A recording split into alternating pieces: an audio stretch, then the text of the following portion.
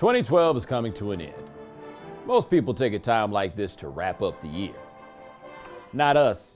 We're going to remind you of the stories that won't die anytime soon, even if you wished you could kill them with your bare hands.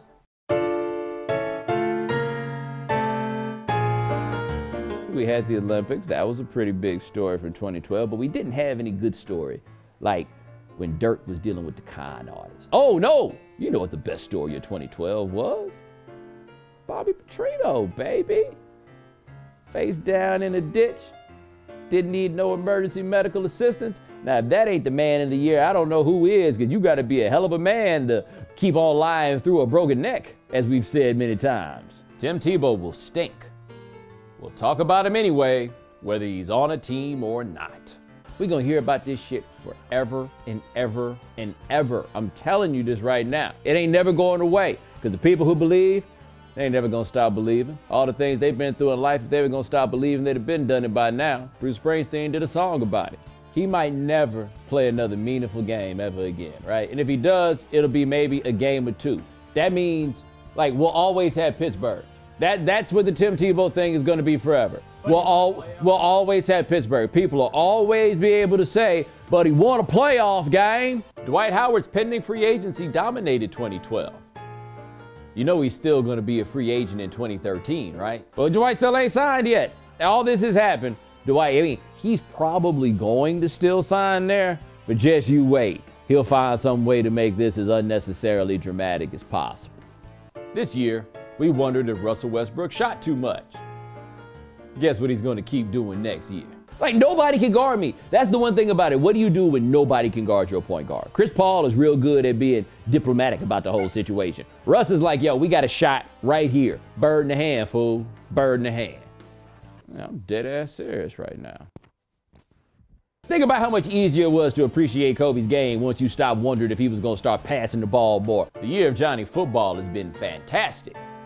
Enjoy it while you can, because that shit's about to get real old real fast. How long do we have to call him Johnny Football for? To the day he dies. He's John. Dude, think about this for a second.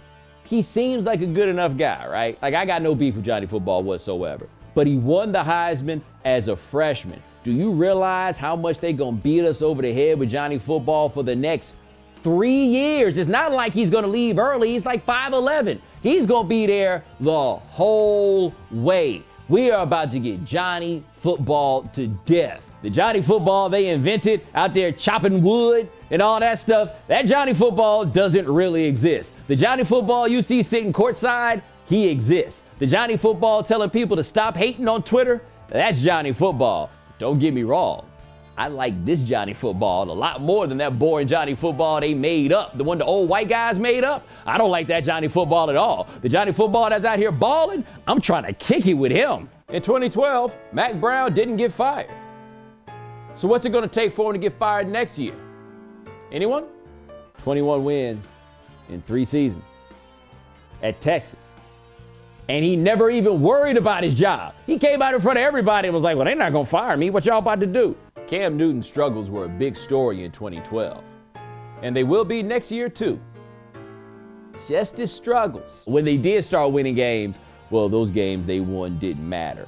Really? I could have sworn they still put him in the standings. Not when he plays well. Just like in 2012. But no, when he plays well, we ain't gonna say nothing about that. Let Cam come out here and throw 4 interceptions. Next game, you'll hear about it. No matter when you're watching this, let Cam throw 4 interceptions. Trust me, you'll hear. So here's a Happy New Year and many thanks from Bomani and Jones. Don't worry, if you missed anything, we're gonna have to talk about a lot of the same stuff next year too. Hey man, everybody I see with the Andrew Luck's Rookie of the Year campaign, they always got to break out some old crazy deep logic for you to understand it. Well, you have to appreciate this and that, and they break out some mathematical equation. Andrew Luck is being asked to do more. They asked Robert Griffin to run for 750 yards. Like, all of a sudden, we gonna act like 750 yards running is no big deal. Yeah, well, you have to appreciate that. Andrew Luck doesn't have the weapons that Robert Griffin has. Man, none of them cats are weapons. They might be useful in self-defense, but I don't think you're calling them weapons. Luck's offense is more advanced. Well, give the offense the Advanced Offensive Rookie of the Year award and give the Rookie of the Year to the dude that deserves it.